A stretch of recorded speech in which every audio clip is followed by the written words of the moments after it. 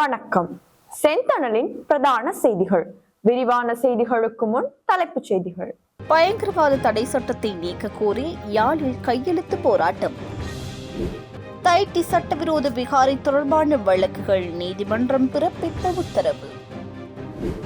Clinic சேவைகளில் இருந்து விலக அரசு வைத்தியர்கள் தீர்மானம். கச்சத்தீவு செல்ல குறிக்கட்டுவானில் குவிந்த நூற்றுக்கணக்கான பக்தர்கள். படகுகள் இல்லாது வெயிலில் காத்திருந்த அவலம். ஓமந்தையில் பாரிய விபத்து, 3 மணி நேரம் தடைப்பட்ட போக்குவரத்து. உயர்தர பரீட்சையின் செய்முறை பரீட்சைக்கான திகதி அறிவிப்பு. மட்டக்களப்பை ஒழுக்கும் காட்டு யானைகள், அதிகரிக்கும் உயிர் பலிகள். பொடிலேசி காளி குற்றப்புலனாய்வு பிரிவிடம் ஒப்படைப்பு. அக்குரேகொட துப்பாக்கிதாரியின் வாக்குமூலத்தில் சிக்கிய 48 கொலைகள், குழப்பத்தில் போலீசார். டிராக்டர் சக்கரத்தில் சிக்கி சிறுவன் பலி. யாழில் மாடுகளை கடத்தி சென்றவர் கைது. A9 வீதியில் பேருந்து மோதி பெண் பலி, சாரதி தப்பியோட்டம். கடலில் நீராட சென்ற ஒருவர் பலி, மற்றும் ஒருவர் மாயம். மத்திய கிழக்கில் போர் மேகங்கள், ஈரானுக்கு 15 நாட்கள் அவகாசம் கொடுத்த ட்ரம்ப். தொடர்வன விரிவான செய்திகள்.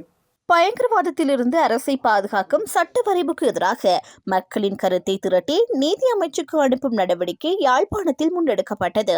யாழ்ப்பாண பல்கலைக்கழக பிரதான நுழைவாயில் முன்பாக இன்று பொது அமைப்புகள் மற்றும் பல்கலைக்கழக மாணவர்களின் பங்கேற்புடன் குறித்த நடவடிக்கை இடம்பெற்றது. நடைமுறையில் உள்ள பயங்கரவாத தடை சட்டம் நீக்கப்பட வேண்டும் மற்றும் பயங்கரவாதத்திலிருந்து அரசை பாதுகாக்கும் சட்ட வரைவு தேவையில்லை என்பதை வலியுறுத்தி அந்த கோரிக்கைக்கு வலு சேர்க்கும் வகையில் மக்களின் கருத்தை திரட்டி நீதி அமைச்சுக்கு அனுப்பி வைக்கப்பட்டுள்ளது.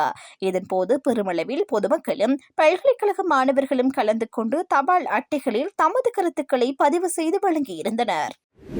யாழ்ப்பாணம் தைட்டி சட்டவிரோத விகாரைக்கு எதிராக போராட்டத்தில் ஈடுபட்டோருக்கு எதிராக பலாலி காவல்துறையினரால் தொடரப்பட்ட 3 வழக்குகளுக்கான விசாரணை திகதிகள் பிற்போடப்பட்டுள்ளன. தைட்டி விகாரை தொடர்பான வழக்குகள் நேற்று மல்லாகம் நீதிமன்றத்தில் விசாரணைக்கு எடுத்துக் கொள்ளப்பட்ட நிலையிலேயே இவ்வாறு தவணையிடப்பட்டுள்ளது. இதன்போது ஒரு வழக்கின் விசாரணை எதிர்வரும் ஏப்ரல் மாதத்துக்கும் ஏனைய 2 வழக்குகள் ஜூலை மாதத்துக்கும் ஒத்திவைக்கப்பட்டுள்ளதாக முன்னாள் நாடாளுமன்ற உறுப்பினர் செல்வராசா கஜேந்திரன் தெரிவித்துள்ளார். வழக்கு தொடர்பாக ஒவ்வொரு முறையும் விசாரணைகளின்றி தவணையிடப்பட்டு வருவதாக பொத்துவில் தொடக்கம் பொலிகண்டி வரையிலான மக்கள் பேரியக்கத்தின் இணைப்பாளர் வேலன் சுவாமிகள் தெரிவித்துள்ளார்.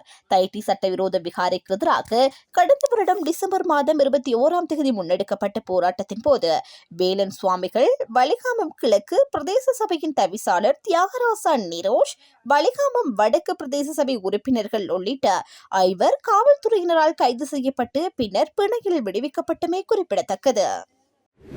கச்சத்தீவு புனித அந்தோணியார் ஆலய திருவிழாவில் கலந்து கொள்வதற்காக குறிக்கட்டுவான் சென்றவர்கள் காலை 10:30 மணி முதல் படகுகள் இல்லாது பல மணி நேரம் வெயிலில் காத்திருந்த அவல நிலை ஏற்பட்டுள்ளது.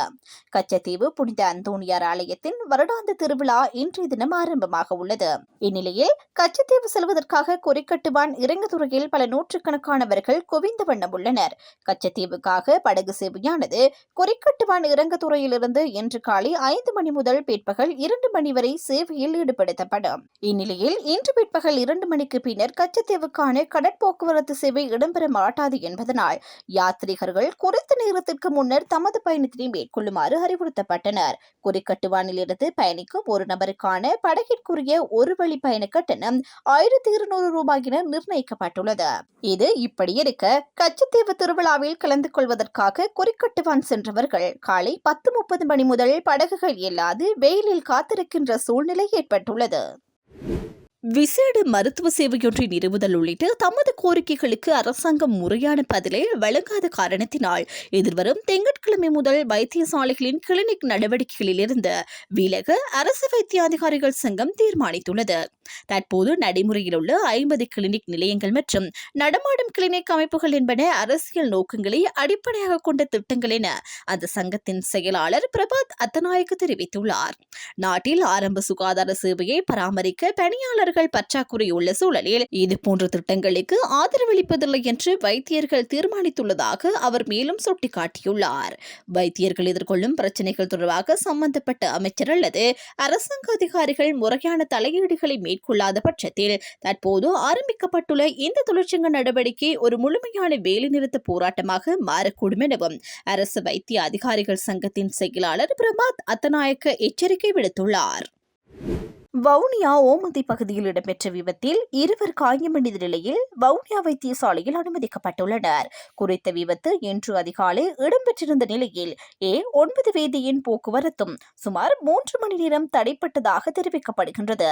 இந்த நிலையில் நீண்ட வரிசையில் வாகனங்கள் தரித்து நிற்பதை அவதானிக்கக்கூடியதாக இருந்ததாக எமது பிராந்திய செய்தியாளர் தெரிவித்தார். விபத்து குறித்து மேலும் தெரிய வருவதாவது, வவுனியாவிலிருந்து யாழ்ப்பாணம் நோக்கி எருவுடன் பயணித்த பாரவூர்த்தி ஓமந்தை பகுதியிலே பழுதடைந்திருந்த நிலையில் தரித்து நின்றிருந்தது. இந்நிலையில் குறித்த பாரவூர்த்தியினை பழுது பார்க்கும் செயற்பாட்டில் ஈடுபட்டு வரும் போது யாழ்ப்பாணம் நோக்கி பயணித்த பெரிதொரு பாரவூர்த்தி குறித்த பாரவூர்த்தியின் பின் மோதியதில் இந்த விபத்து இடம்பெற்றுள்ளது. மேலும் இவ்விபத்தானது அதிக பனிமூட்டம் காரணமாக இடம்பெற்றிருக்கலாம் என காவல்துறையினரின் ஆரம்பகட்ட விசாரணைகளில் இருந்து தெரிய வந்துள்ளது.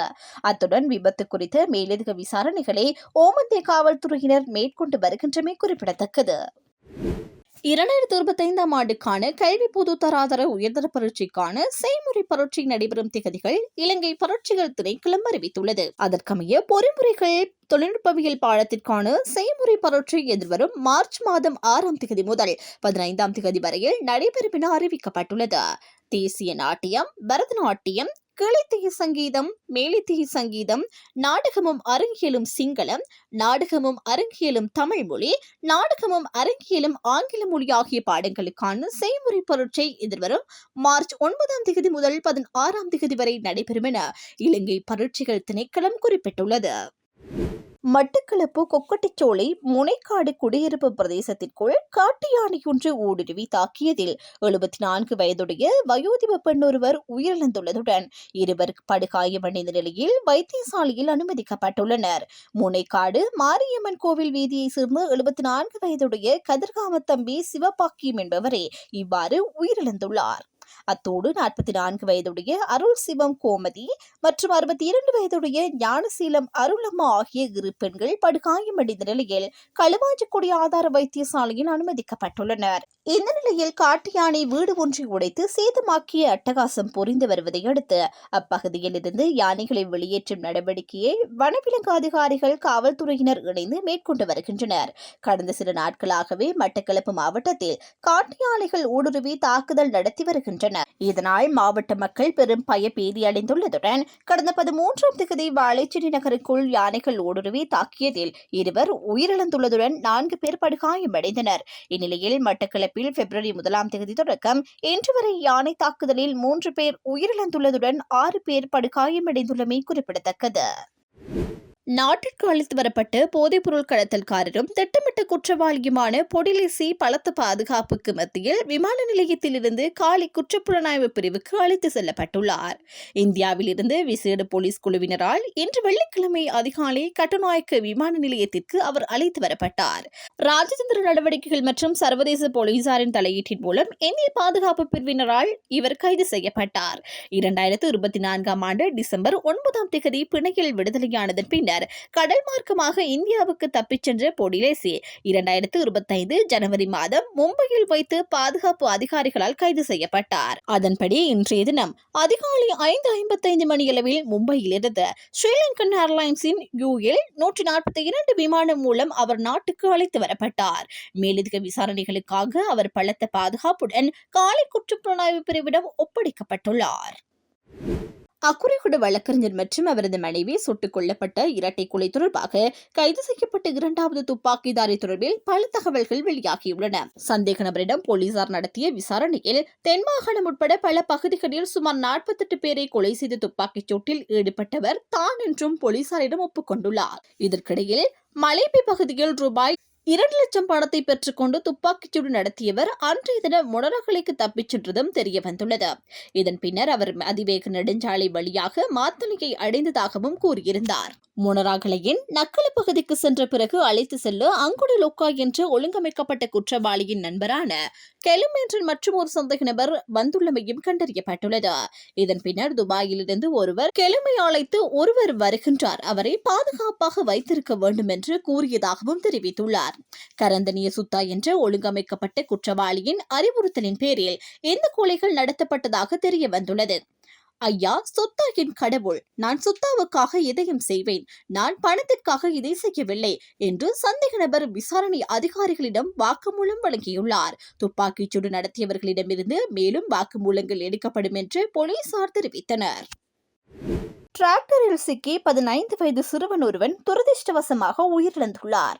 இது துயர சம்பவம் கல்கமுவ காவல்துறை பிரிவுக்குட்பட்ட 39 கந்த பகுதியில் நேற்று காலை இடம்பெற்றுள்ளது. உயிரிழந்தவர் மகனான் நேரிய பகுதியைச் சேர்ந்த 15 வயதுடைய சிறுவன் என காவல்துறையினர் தெரிவித்தனர். சம்பவம் தொடர்பில் தெரிய வருகையில் அச்சிறுவன் டிராக்டரில் சாரதி இருக்கைக்கு அருகில் ஏற முற்பட்ட போது தவறி விழுந்துள்ளார். இதன்போது குறித்த டிராக்டரில் சக்கரத்தில் சிறுவன் சிக்கியுள்ளார். காயமடைந்த சிறுவன் கல்கமுவ வைத்தியசாலையில் அனுமதிக்கப்பட்ட பின்னர் உயிரிழந்தார். உயிரிழந்தவர் மகனான் நேரிய பகுதியைச் சேர்ந்த 15 வயதுடைய சிறுவன் என போலீசார் தெரிவித்தனர். சம்பவம் தொடர்பில் கல்கமுவ காவல்துறையினர் மேலதிக விசாரணைகளை மேற்கொண்டு வருகின்றனர். யாழ்ப்பாணம் அச்சுவெளி போலீஸ் பிரிவுக்குட்பட்ட வீரவாணி பகுதியில் மாடுகளை கடத்திய ஒருவர் போலீசாரால் கைது செய்யப்பட்டுள்ளார். இந்த கைது நடவடிக்கை இன்று முன்னெடுக்கப்பட்டுள்ளது. நீண்ட காலமாக மாடுகள் திருடப்பட்டு வந்த நிலையில் இன்றைய தினம் சிறிய ரக வாகனம் ஒன்றில் 9 மாடுகளை கடத்தி சென்ற வேளை காங்கேசன்துறை பிராந்திய போலீஸ் அத்தியட்சகரின் கீழ் இயங்கும் காங்கேசன்துறை குற்றத்தடுப்பு பிரிவினரால் மாடுகளை கடத்தியவர் கைது செய்யப்பட்டார். இதனையடுத்து கைது செய்யப்பட்டவர் மாடுகளுடன் அச்சுவெளி போலீஸ் நிலையத்தில் ஒப்படைக்கப்பட்டுள்ளார். இந்நிலையில் சந்தேக நபர் நாளை மல்லாகம் நீதிமன்றத்தில் முற்படுத்தப்பட உள்ளார்.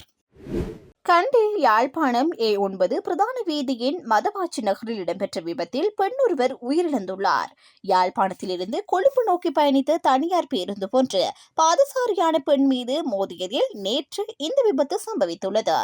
விபத்தில் பலத்த காயங்களுக்குள்ளான குறித்த பெண் உடனடியாக வைத்தியசாலையில் அனுமதிக்கப்பட்ட போதிலும் சிகிச்சை பலனின்றி உயிரிழந்துள்ளதாக மதவாச்சி காவல்துறையினர் தெரிவித்தனர். உயிரிழந்த பெண் இதுவரை அடையாளம் காணப்படாத நிலையில் அவரது அடையாளம் மற்றும் விவரங்களை கண்டறியும் முயற்சியில் காவல்துறையினர் ஈடுபட்டுள்ளனர். விபத்து நிகழ்ந்த சந்தர்ப்பத்தில் தனியார் பேருந்தின் சாரதியும் அவரது உதவியாளரும் அங்கிருந்து தப்பிச் சென்றுள்ளதாக தெரிவிக்கப்படுகின்றது. இந்த நிலையில் அவர்களை கைது செய்வதற்காக மதவாச்சி காவல் நிலைய போக்குவரத்து பிரிவு காவல்துறையினர் மேலதிக விசாரணைகளை முன்னெடுத்து வருகின்றமை குறிப்பிடத்தக்கது.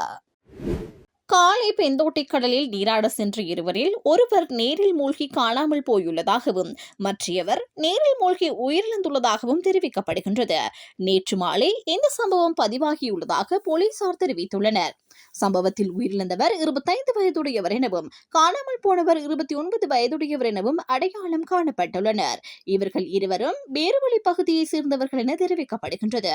கடற்படையினர், போலீஸ் உயிர்காப்பு பிரிவினர் மற்றும் பெந்தோட்டை போலீசார் இணைந்து காணாமல் போயுள்ள நபரை தேடும் பணியில் ஈடுபட்டுள்ளதுடன் இந்த சம்பவம் தொடர்பான மேலதிக விசாரணைகளை பெந்தோட்டை போலீசார் முன்னெடுத்து வருகின்றனர். இதேவேளை மாத்தறை மிரிச கடலில் நீராட சென்று நீரோட்டத்தில் சிக்கி கடலுக்குள் அடித்து செல்லப்பட்ட வெளிநாட்டு பெண் ஒருவர் நேற்று பாதுகாப்பாக மீட்கப்பட்டுள்ளார். இவ்வாறு மீட்கப்பட்டவர் ரஷ்ய நாட்டை சேர்ந்த 29 வயதுடைய பெண் என்பது குறிப்பிடத்தக்கது. இதன்போது கடற்கரையில் பாதுகாப்பு கடமையில் ஈடுபட்டிருந்த கொடவில்ல போலீஸ் உயிர்காப்பு பிரிவை சேர்ந்த அதிகாரிகளால் குறித்த பெண் மீட்கப்பட்டு அடிப்படை முதலுதவி வழங்கப்பட்டுள்ளது. அணுசக்தி ஒப்பந்தம் தொடர்பாக அமெரிக்கா மற்றும் ஈரான் இடையே ஜெனீவாவில் 3வது சுற்று பேச்சுவார்த்தை நடைபெற்று வருகின்றது.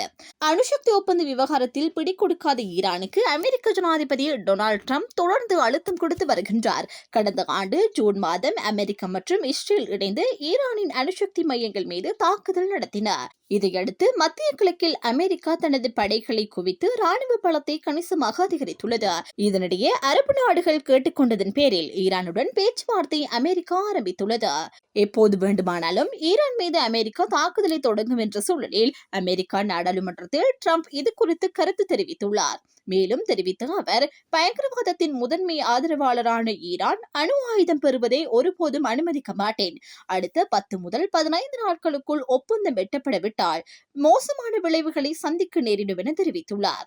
இந்நிலையில் அணுசக்தி ஒப்பந்தம் தொடர்பாக அமெரிக்கா மற்றும் ஈரான் இடையே இன்று ஜெனீவாவில் 3வது சுற்று பேச்சுவார்த்தை நடக்கின்றது. இதில் அமெரிக்கா தரப்பில் சிறப்பு தூதர் ஸ்டீவ் விட்காப் மற்றும் ட்ரம்பின் மருமகன் ஜாரெட் குஷ்னர் ஆகியோரும் மற்றும் அமைச்சர் அப்சாஸ் அரக்சி தலைமையிலான குழுவினர் பங்கேற்றிருந்தனர். இத்துடன் செய்திகள் நிறைவடைகின்றன. வணக்கம்.